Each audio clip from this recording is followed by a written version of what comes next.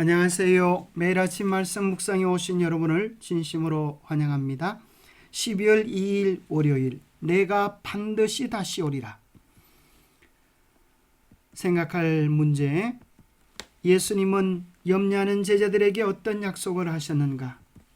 오늘 우리는 주의 재림을 어떻게 준비해야 할 것인가?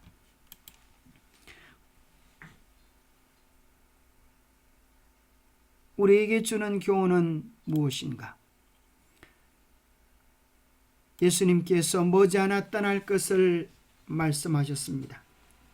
그때 제자들은 근심과 염려 속에 빠지게 되었습니다. 요한복음 14장 1절부터 나오는 그 유명한 다시 오심의 약속, 재림의 약속을 말씀해 주셨습니다. 너희는 마음에 근심하지 말라. 하나님을 믿으니 또 나를 믿어라. 내 아버지 집에 갈 곳이 많도다. 그렇지 않으면 너희에게 일렀으리라. 내가 너희를 위하여 거처를 예비하러 가노니 가서 너희를 위하여 거처를 예비하면 내가 다시 와서 너희를 내게로 영접하여 나 있는 곳에 너희도 있게 하리라. 예수님은 이제 머지않아 인류의 구원을 위하여 십자가에 못 박히시고 3일 만에 부활하셨다가 40일간 이 땅에 하나님의 나라에 관한 일들을 선포하시며 하늘로 성천하십니다.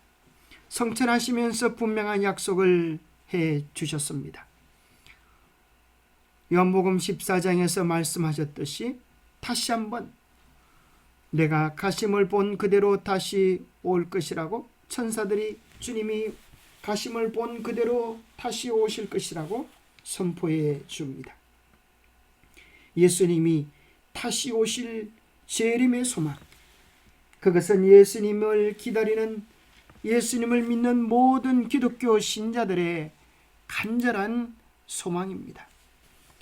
이 다시 오심에 대한 약속은 성경의 마지막 결론이기도 합니다. 성경 요한계시록 20장 22장 20절 21절, 성경의 마지막 결론은 이렇게 지어집니다. 이것들을 정언하신 이가 이르시되 내가 진실로 속히 오리라 하시거늘 아멘. 주 예수여 오시옵소서. 주 예수여 내가 모든 자들에게 있을지어다. 아멘. 예수님은 분명히 말씀하셨습니다. 내가 진실로 속히 오리라. 우리 모두는 다 아멘 주 예수여 오시옵소서라고 언제든 주의 오심을 맞기 위하여 준비된 아름다운 삶을 살아야 할 것입니다. 이 구절에서 내가 올 것이다 라는 요한복음 14장의 원문은 헬라어로 현재 시제입니다. 이것은 헬라의 문법에서 미래적 현재형을 사용한 것인데 마치 이미 진행되고 있는 것 같이 묘사될 만큼 성취가 확실한 미래의 사건을 말할 때 사용하는 문법적인 방법입니다. 따라서 이 구절을 다음과 같이 내가 반드시 다시 와서라고 번역하는 것이 합당합니다. 우리 주님은 내가 반드시 다시 오겠다라고 약속해 주셨습니다. 주님의 재림에 대한 우리의 소망의 근거는 성경 예언의 성취에만 있는 것이 아닙니다. 우리에게 그 약속을 주신 분, 바로 그분을 신뢰할 수 있기에 우리의 소망은 더욱 확실해지는 것입니다. 그분은 자기 백성을 위해 반드시 다시 오실 것이라고 말씀하셨습니다. 그분이 약속하셨기에 우리는 그 약속을 신뢰할 수 있고 그 약속을 반드시 지키실 그분의 인격을 신뢰할 수 있는 것입니다. 그렇다면 우리는 주의 오심을 어떻게 준비해야 할까요? 마지막 시대의 형편을 요한계시록 12장 17절에 보면 하나님의 백성과 사단과의 싸움을 용과 여자의 싸움으로 묘사하고 있습니다.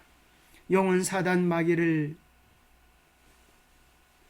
나타내고 여자는 하나님의 교회의 모습을 뜻합니다. 여자의 남은 자손이라는 말은 여자, 하나님의 교회가 남은 자손, 많은 무리들이 진리를 떠나고 남아있는 순수한 백성들이 있다고 하는 것입니다. 그들의 특징은 무엇입니까? 곧 하나님의 계명을 지키며 예수의 증거를 가진 자들이 있다고 말씀하시는 것입니다. 하나님의 계명을 지키며 예수의 증거를 가진 자들이 마지막 하나님의 백성일 것입니다. 요한계시록 14장 12절에도 하나님의 참 백성 성도들의 특징을 표현하면서 성도들의 인내가 여기 있나니 그들은 하나님의 계명과 예수에 대한 믿음을 지키는 자라고 묘사해 주고 있습니다. 우리는 쉽게 이렇게 생각하기 쉽습니다. 하나님의 모든 교회는 하나님의 말씀을 기준으로 신앙을 하고 당연히 말씀의 중심이 되는 하나님의 계명은 지키고 있지 않는가라고 생각하기 쉽지만 실상은 그렇지 않습니다. 우리는 최근 뉴스들을 통하여서 참으로 죽을 만한 위기에서 살아난 트럼프가 이렇게 말하는 내용들을 많이 들었을 것입니다. 하나님이 미국을 구하라는 사명을 나에게 부여하셨다. 그래서 나를 이렇게 살려주신 이유는 이제 미국을 다시 기독교 신앙으로 돌이키는 그 중대한 사명을 위하여 하나님이 나를 다시 살려주신 것이다. 그렇게 트럼프는 이야기합니다. 그리고 수많은 기독교도들의 강력한 지지를 받고 있는데 개신교도가 트럼프에게 요구하는 것이 있습니다. 그것은 다시 미국을 신앙으로, 기독교 신앙으로 되돌려 놓는 것인데 그게 5가지로 요약할 수 있습니다. 첫째는 미국이 다시 개신교 신앙을 회복하려고 하면, 성경 중심의 신앙을 회복하려고 하면 하나님 앞에 나아가 예배하는 일에 충실하도록 백성들을 촉구시켜야 한다고 요구합니다. 그래서 일요일을 교회 가는 날로 정하는 것을 요청합니다. 무너지는 도덕성을 회복하기 위하여 동성연애를 법으로 금지하고 공립학교에서 기도할 수 있도록 하고 산모의 낙태를 법으로 금지하는 것, 마약을 강력하게 근절하는 것 등을 법으로 만들어야 한다고 요청합니다. 어느 것 하나 다 필요하고 중요한 것처럼 여겨집니다. 그런데 정말 중요한 문제는 많은 교인들이, 많은 기독교인들이 간과하고 있는 내용이 있습니다. 계시록은 이야기하기를 성도들의 인내가 여기 있나니 저희는 하나님의 계명을 지킨다고 했는데 성경에는 출애굽기 20장 3절부터 16절에 하나님께서 친히 돌비에 새겨 놓으신 십계명의 내용이 있습니다. 이것을 우리는 십계명이라고 이야기하고 그것을 신실히 지키기를 원합니다. 그런데 안타깝게도 이 하나님의 십계명을 천주교회에서는 변경시켰습니다. 두 번째 계명, 우상을 만들지 말라라고 하는 계명을 천주교회는 없앴습니다. 왜냐하면 천주교회는 들어가자마자 성모 마리아상을 만나기 때문입니다. 안식일을 기억하여 거룩히 지키라고 하는 제7일 안식일 준수 계명을 주일 중에 첫째 날 일요일을 주일을 지키고로 변경시켰습니다. 하나님의 창조를 기념하는 제7일 안식일, 금요일 해질 때부터 토요일 해질 때의 안식일을 썬데이, 태양신을 예배하는 태양 일요일로 변경시켰습니다. 그러고 나면 계명이 하나가 모자라자 10번째 계명을 둘로 나누어 천주교의 십계명을 만들어 놓은 것입니다.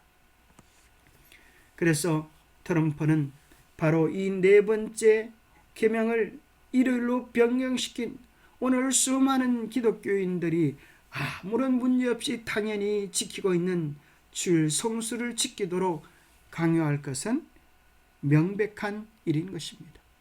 그러나 성경은 이야기하기를 하나님의 말씀은 1.1획도 변경될 수 없다고 말씀하십니다. 하나님의 계명을 사람의 계명으로 대신하여 지키면 그것은 헛되이 하나님을 경배하는 것이라고 말합니다. 우리는 언제 주님이 오실까에 대한 역사적 사건들에 관심을 가지는 것도 중요하지만 오늘 우리는 우리의 개인적 종말론에 대해서도 생각해 봐야 한다고 생각합니다.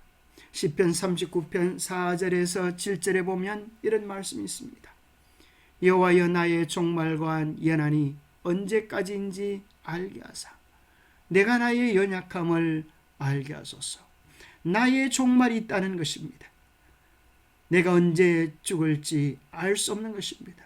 내가 바로 죽는 그 순간, 우리는 죽은 자는 시간을 모르기 때문에 죽는 그 순간이 바로 깨어나는 순간일 것입니다. 그래서 우리는 매일매일 주님을 만날 마음의 자세를 가지고 살아야 한다는 것입니다. 왜냐하면 역사적 종말론을 논하기 전에 내가 언제 죽을지 모르는 연약한 인생이라고 하는 사실을 기억해야 합니다. 주께서 나의 날을 한 뼘 길이만큼 되게 하심에 나의 일생이 주 앞에는 없는 것 같사오며 사람은 그가 든든히 서 있는 때에도 진실로 모두가 허사뿐이니이다. 진실로 각 사람은 그림자같이 다니고 헛된 일로 소란하며 재물을 쌓아나 누가 거둘는지 알지 못하나이다. 주여 이제 내가 무엇을 바라리요? 나의 소망은 주께 있나이다. 매일매일의 삶 속에서 우리의 연약함을 깨닫고 매일매일을 주님을 만날 날처럼 우리가 진실하게 살아가는 신앙 자세가 필요한 시대입니다. 우리가 어떻게 재림을 준비하겠습니까? 먼 미래적 날로 미루지 말고 오늘, 오직 오늘이라 일컫는 동안에 매일 피차 권면하여 너희 중에 누구든지 죄의 유혹으로 완고하게 되지 않도록 하라고 말씀하셨습니다. 예수 재림을 정말 준비하는 신앙은 오늘 매일매일을 주님을 만날 마음의 자세로 충실하게 살아가는 것입니다. 뿐만 아니라 우리는 하나님의 계명에 신실하기를 결단해야겠습니다. 하나님 앞에 드리는 예배에 신실하기를 결단해야겠습니다. 특별히 성경 연구에 우리의 마음을 쏟아야겠습니다. 우리 주님께서 세우실 영원한 나라를 우리가 정말 소망한다면 성경의 예언들이 어느 때 어느 시 무엇을 우리에게 요구하는지 깊은 관심을 가지고 성경을 연구하는 일에 우리의 열심을 내야겠습니다. 구름을 타고 오실 것이며 각인의 눈이 그를 볼 것입니다. 주께서 어령과 천사장의 소리와 하나님의 낫발로 친히 하늘로 쫓아 강림하시리니 그리스도 안에서 죽은 자들이 먼저 일어나고 인자가 자기 영광으로 모든 천사와 함께 올 때에 자기 영광의 보좌에 앉으리라 하셨다. 그때 너희를 위하여 초소를 예비하면 내가 다시 와서 너희를 내게로 영접하여 나 있는 곳에 너희도 있게 하리라고 지혜들에게 하신 약속이 성취될 것이다. 기도하겠습니다. 하나님 아버지, 주의 약속은 반드시 이루어진다고 하는 사실을 우리가 압니다. 가을이 지나면 겨울이 오는 것이 명백한 사실인 것처럼 낮이 지나면 밤이 오는 것이 당연한 것처럼 머지않아 우리 주님께서 영광 중에 오실 그날이 있을 것을 믿습니다. 이 세상의 모든 징조들이 주의 오심의 임박함을 알리고 있습니다. 주님, 우리로 하여금 깨어서 그날을 준비하게 도와주옵소서. 세상에 매여있는 마음을 이렇게 세워서 주의 오심을 위하여 준비하는 진실된 백성으로 살아가게 하여 주옵소서. 성령의 이끄심에 충실하게 하시고 하나님의 계명에 신실하며 예배에 신실하며 성령 연구에 신실하여 참으로 말씀을 경험하고 그 복된 복음을 우리의 삶으로 나누는 충실한 재림 성도로서의 삶을 살아가도록 축복하여 주시옵기를 우리 주 예수 그리스도 이름 머지하여 간절히 간구하옵나이다.